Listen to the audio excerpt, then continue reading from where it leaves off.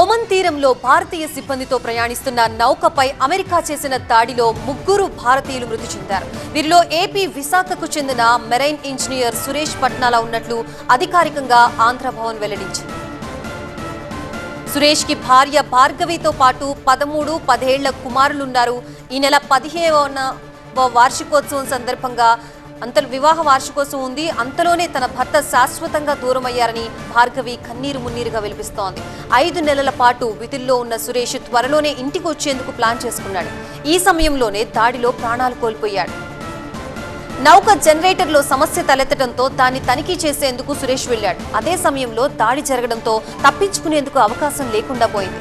దీంతో ఆయన అక్కడికక్కడే ప్రాణాలు కోల్పోయినట్లు అధికారులు చెప్పారు. వాస్తవానికి మరో చీఫ్ ఇంజనీర్ కి తోడుగా ఉండేందుకు 10 రోజుల డ్యూటీ కోసం వెళ్లాడు.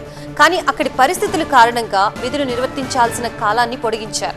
ఈ దాడికి ముందు సుమారు వారం రోజులుగా నౌక ఆ ప్రాంతంలోనే ఉంది. అక్కడ ఆంక్షలు, జామర్ల కారణంగా ఆడియో, వీడియో కాల్స్ చేసుకోవడం కుదరలేదని, కేవలం టెక్స్ట్ మెసేజ్లు మాత్రమే పంపించుకోగలిగామని భార్య భార్గవి విలిపిస్తోంది.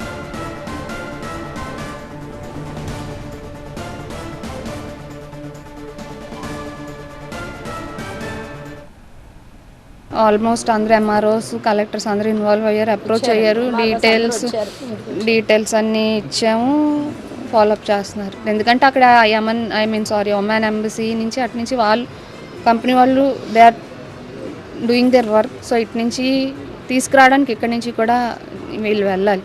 సో ఇప్పుడు వీళ్ళు ఛార్జ్ తీసుకున్నారు. హోప్ఫుల్లీ అర్లీగా రీచ్ అవుతారని ఐఎమ్ హోపింగ్. 9th నైట్ అండి.